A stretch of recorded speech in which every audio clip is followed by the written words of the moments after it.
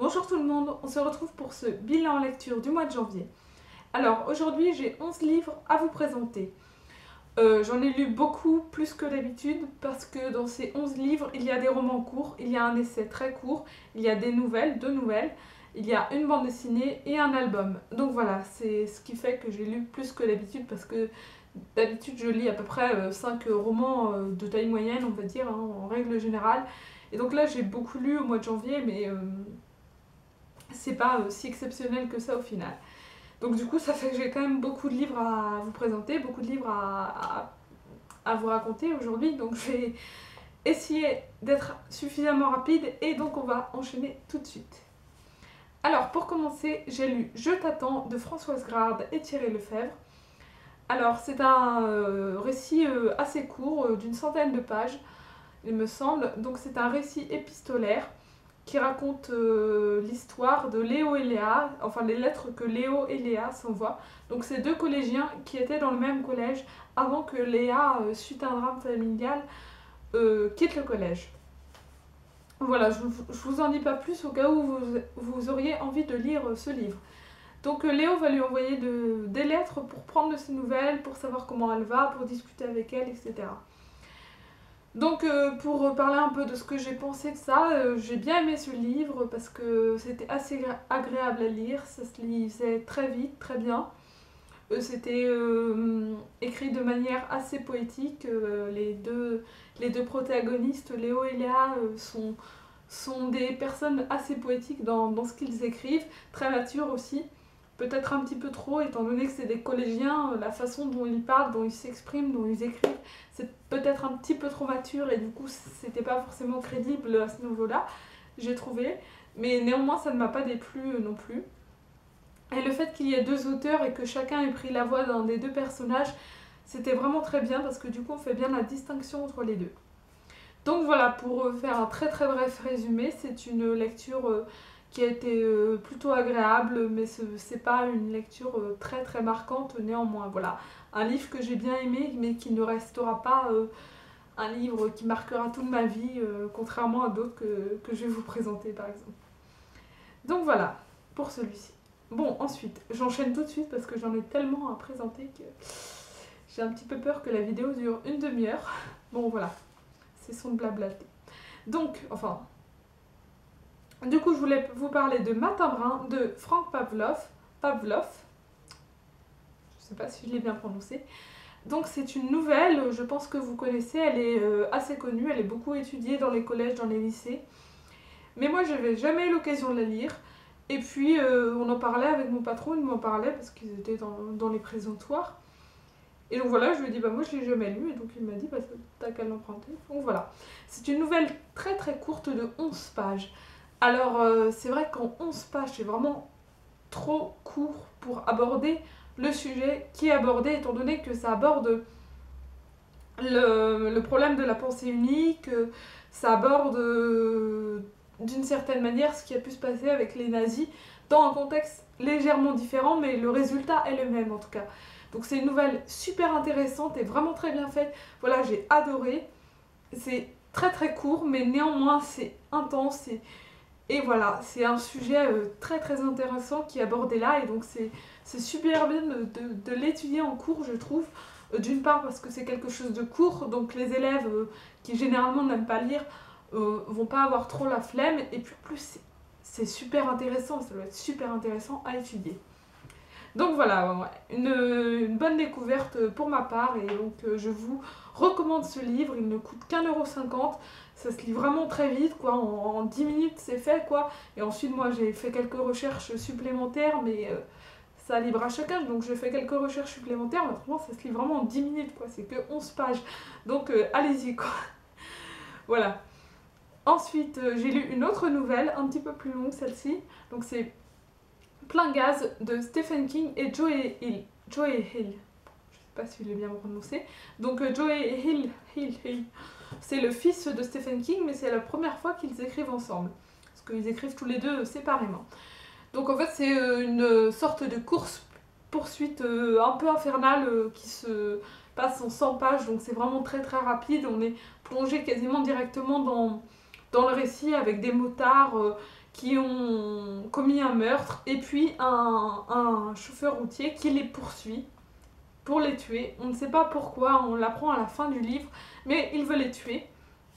Et donc voilà, il les poursuit et il essaie de les dégommer un à un et tout. Donc voilà, c'est une nouvelle très très courte, c'est vraiment pas exceptionnel, mais c'est néanmoins assez sympathique. Ensuite, alors, là, j'ai le livre avec moi. Donc, je vous présente Second Island de David Vann. Donc, j'en ai parlé dans mon In My Mailbox, parce que tout d'abord, j'ai emprunté ce livre en petit format, et ensuite, je l'ai tellement aimé que je me suis dit, il faut que je l'achète. Donc voilà, je l'ai acheté d'occasion. Mais comme je sais que j'aurais un jour envie de le relire, il fallait vraiment que je l'ai, celui-ci. Parce que ce livre est juste extraordinaire, c'est un véritable coup de cœur. Un véritable...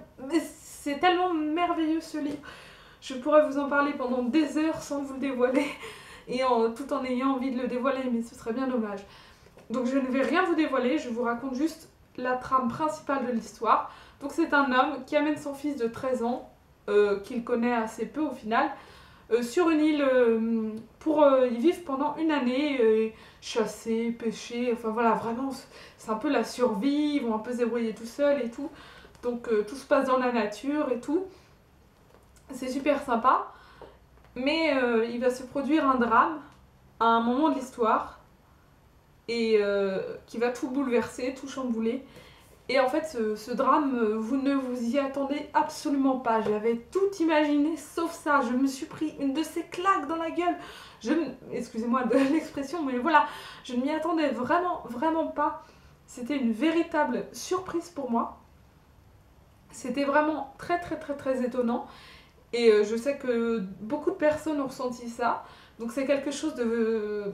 C'est une histoire dramatique, hein, vraiment très dramatique, mais tellement géniale et tellement inattendue. Voilà, c'est inattendu. C'est tellement... Voilà, je ne peux que vous le conseiller. Vraiment, je vous le conseille de tout cœur.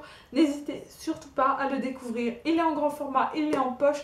Il est en poche aux éditions Galmester, donc la même édition que celui-ci. Aux éditions Folio. Donc voilà, non mais lisez-le vraiment, vraiment.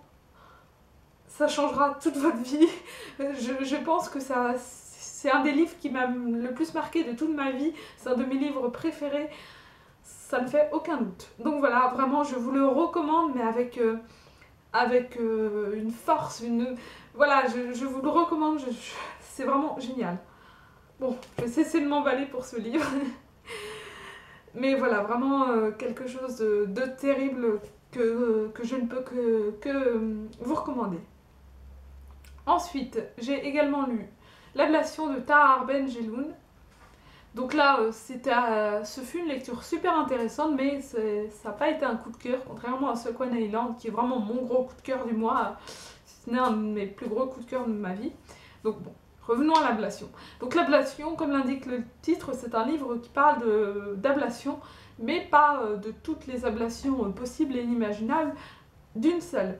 Donc l'ablation de la prostate. En fait, il s'agit d'un témoignage. Donc l'auteur, qui lui a eu également un cancer de la prostate, a interrogé un de ses amis qui a subi une ablation de la prostate suite à un cancer.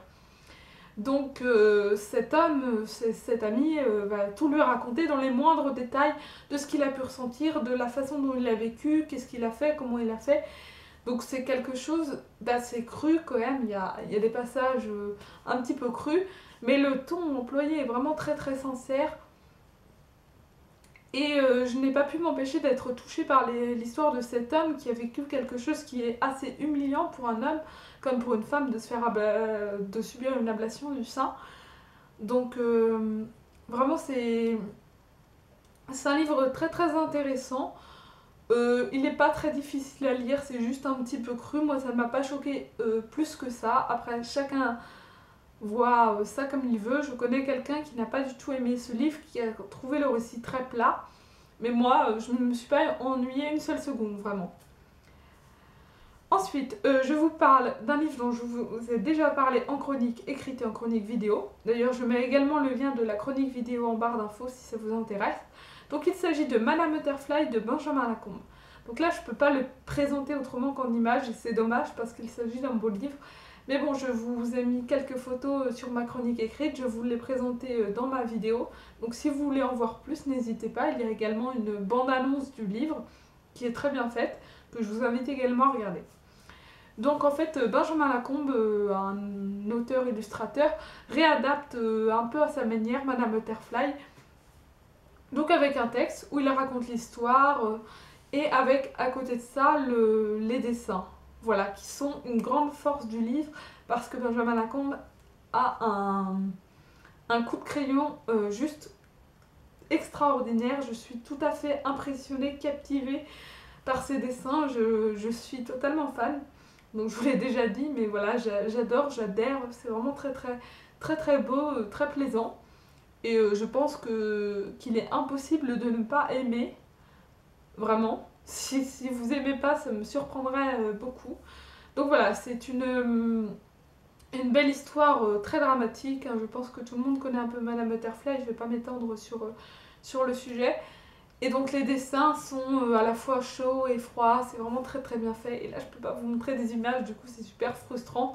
Donc je vous invite vraiment à regarder la chronique, à regarder la bande-annonce de Madame Butterfly et à regarder ma vidéo si ça vous intéresse, hein. Elle est assez courte. Hein. Donc voilà, j'en parle un peu plus amplement dans cette vidéo et dans cette chronique qui est relativement longue, la chronique écrite. Voilà. Bon, je m'embrouille un petit peu. Repartons sur les bouquins. Donc maintenant je vous parle de Indignez-vous, donc de Stéphane Hessel. Donc c'est l'essai dont je vous parlais dans la vidéo. Je lis très peu, voire aucun essai. Mais là, il se trouve qu'il était au centre de formation et que je me suis laissée tenter parce que j'ai entendu parler de Stéphane Hessel, bien sûr. Et donc, ce titre m'a toujours intriguée, beaucoup. Je me suis demandé pourquoi s'indigner, de quoi est-ce qu'il nous parle, pourquoi est-ce qu'il pense qu'on peut s'indigner. Donc voilà, j'étais assez curieuse de savoir. Donc j'étais surprise parce que j'imaginais le livre un petit peu plus gros et en fait, il ne fait que 30 pages. Et dans ces 30 pages, il n'y a que 22 pages où Stéphane Hessel parle, ou en l'occurrence écrit. Donc il nous donne des raisons de s'indigner, comme par exemple le conflit israélo-palestinien, ou les différences entre les riches et les pauvres, voilà. Il nous parle également de sa vie, des raisons pour lesquelles lui s'était indigné, ou s'indigne encore, enfin maintenant, plus étant donné qu'il est mort, mais à l'époque où il était encore en vie. Donc il a lutté, résisté aussi contre le nazisme à l'époque. Donc voilà, c'était très intéressant, mais peut-être que j'ai pas accroché à 100% parce qu'un essai c'est quand même totalement différent d'un roman ou d'une BD. Et donc c'est vrai que moi qui ne lis pas d'essais, j'ai eu un petit peu mal à me mettre dedans et tout, et puis d'autant plus que c'est vraiment très rapide. En tout cas, c'était assez intéressant à lire, donc voilà, si vous avez l'occasion de lire ce livre, n'hésitez pas, ça reste très intéressant. Donc voilà, et puis ça m'a aussi donné envie d'une certaine façon de lire un peu plus d'essais, parce que c'est quand même quelque chose d'intéressant, peut-être d'important à lire. Donc voilà, peut-être que cette année, je vous présenterai d'autres essais dans mes vidéos, dans mes chroniques. On verra bien. Ensuite, alors, j'ai lu Yo-Yo de Steinunn Sigurdardóttir. C'est nom islandais la dernière fois avec la lettre L, j'ai galéré. Donc Steinunn Sigurdardóttir, voilà. C'est pas tellement dur, il faut juste prendre le truc. Et ça se trouve, je l'ai très mal prononcé. Mais donc voilà. Donc Yo-Yo, c'est l'histoire d'un homme qui est médecin, qui est radiothérapeute à Berlin. Et donc il va déceler une tumeur chez un patient. Et il va comprendre petit à petit que cet homme, en fait, l'a abusé quand il était enfant. Voilà, et donc Martin, le radiothérapeute, se demande s'il doit soigner cet homme ou, au contraire, le tuer. Voilà, donc il se pose cette question-là. Il interroge son meilleur ami, qui lui aussi s'appelle Martin, qui est un SDF, un ancien malade qui l'a soigné et qui est devenu son ami très proche. Donc voilà, il s'interroge, il lui en parle. C'est un livre très court et ça aurait pu être génial parce que ça aborde des sujets très intéressants comme la pédophilie. Donc Ça aborde le thème du suicide, ça aborde l'enfance malheureuse, ça aborde la pauvreté aussi avec son ami SDF, la maladie aussi bien sûr, étant donné que le patient est malade. Donc voilà, ça aborde des sujets super intéressants. Et malheureusement, il y a plusieurs choses qui font que mon avis sur le livre est très très confus. Donc bon, déjà il y a plusieurs petites choses qui m'ont dérangée dans le livre, du fait par exemple que les deux personnages principaux, donc Martin le radiothérapeute et Martin l'ancien malade, son meilleur ami, aient tous les deux le même nom. C'est assez troublant. Ensuite, il n'y a pas de tiret ou de guillemets avant les dialogues. Donc c'est perturbant aussi pour ceux qui n'ont pas l'habitude. Mais bon, ça vous pouvez vous dire c'est rien, mais ça peut gêner la lecture et ça l'a gêné pour moi. Et après, il y a surtout le fait que le roman, on a l'impression qu'il est juste inachevé. Donc voilà, en fait on a l'impression qu'il n'est pas terminé parce que ça se termine comme ça et on ne sait pas ce qui se passe après. Voilà, et c'est hyper frustrant parce qu'en plus j'aimais assez bien, le sujet me plaisait beaucoup et puis ça s'arrête comme ça et du coup tu sais pas ce qui se passe et c'est très très frustrant. Voilà, donc une certaine frustration que je ressens après la lecture de ce livre et je sais que j'étais pas la seule, il y en a d'autres qui l'ont lu et qui ont ressenti la même chose. Voilà. Bon, ensuite, j'ai lu une petite bande dessinée, donc 41 € pour une poignée de psychotropes, écrit par Davy Mourier. Donc je sais pas si vous connaissez Davy Mourier, qui fait dans le Golden Show, Golden Moustache, qui a fait diverses séries comme Nerds. Donc voilà, si vous connaissez pas, je vous invite vraiment à découvrir ce qu'il fait, autant les livres que les séries sur YouTube, etc. Parce que c'est vraiment un personnage, voilà, c'est un personnage qui est très très rigolo, qui a l'air vraiment très très sympathique. Et donc voilà, je me suis plongée dans cette petite bande dessinée que j'avais très très envie de découvrir. Parce que déjà le format me plaisait énormément, le format carnet donc, puisque c'est une bande dessinée autobiographique. Donc ça fait un peu comme un journal intime en fait, comme un carnet intime plutôt. Et donc voilà, le format super original, j'ai totalement craqué dessus. Et puis le résumé qui n'en est pas un, donc avec plein de petites bulles. Donc Davy enfin une représentation en quelque sorte de Davy, avec plein de choses qu'on a pu lui dire, hein, du genre t'es moche, t'es gros, je ne sortirai jamais avec toi, tu veux goûter de l'alcool, tu as les cheveux gras, etc. Donc voilà, c'est super sympa, c'est vraiment très sympa. Et donc il nous raconte le mal-être qu'il a ressenti à un moment, et donc il a été voir un psy, d'où le titre. Et donc voilà, 41 € la séance quoi donc. Et à chaque fois il dit, il y a tout un petit passage où il raconte ses pensées à son psy, et puis c'est toujours accompagné d'anecdotes très très drôles.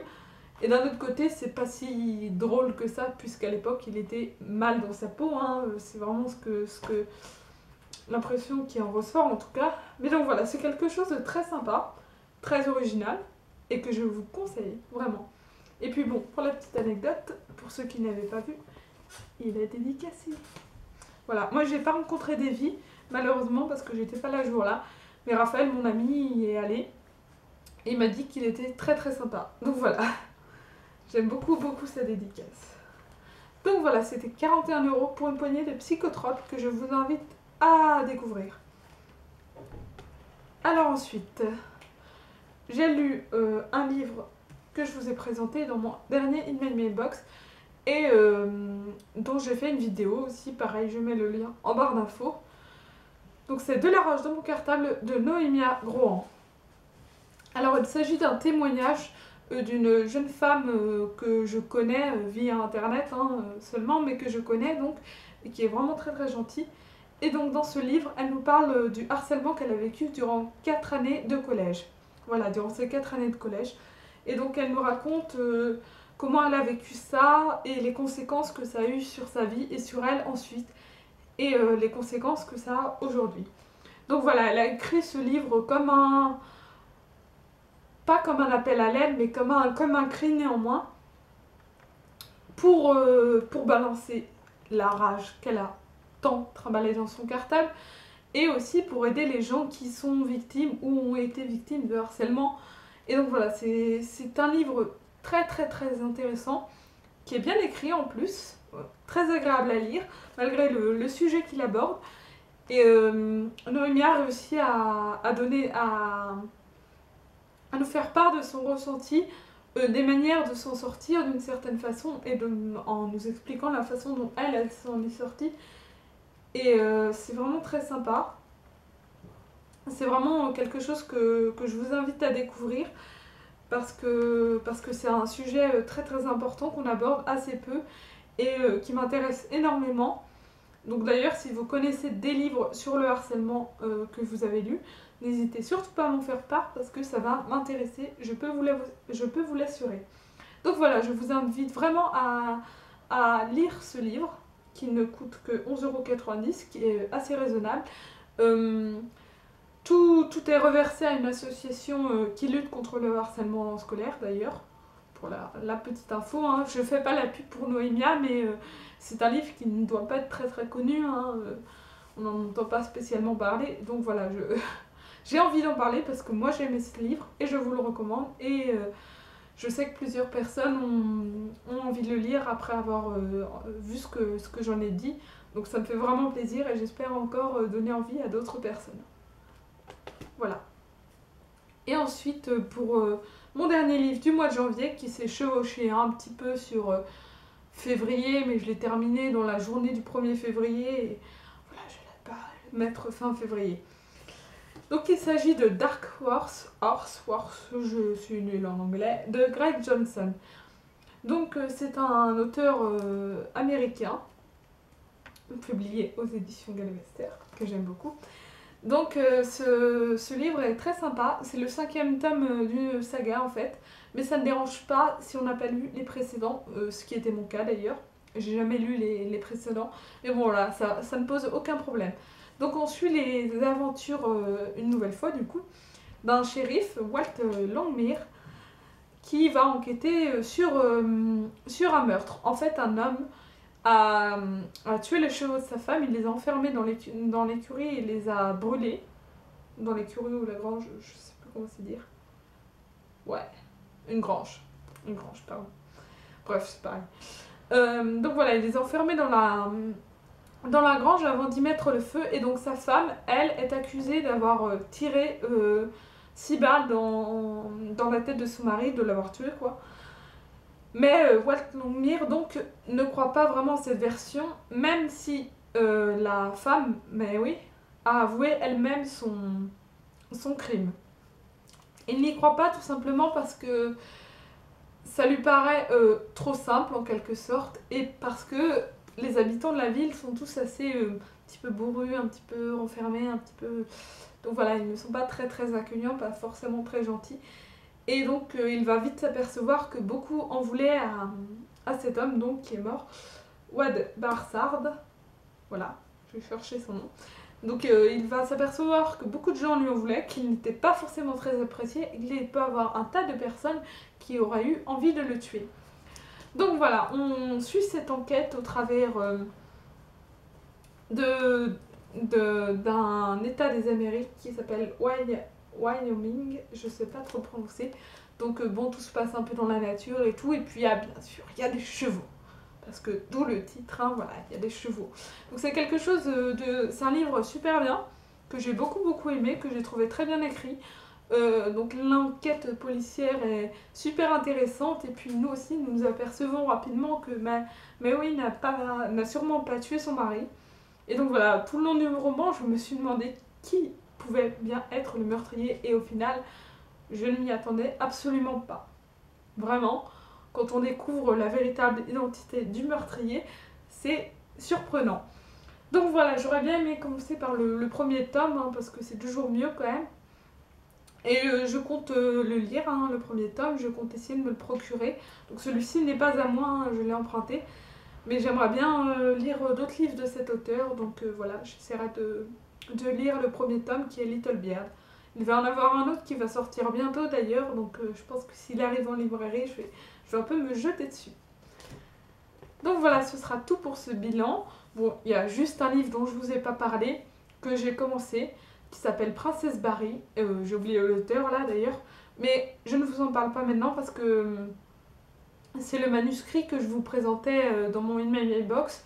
Et donc je vous disais que je n'avais pas tout le manuscrit, j'ai que les 90 premières pages et il y en a 250.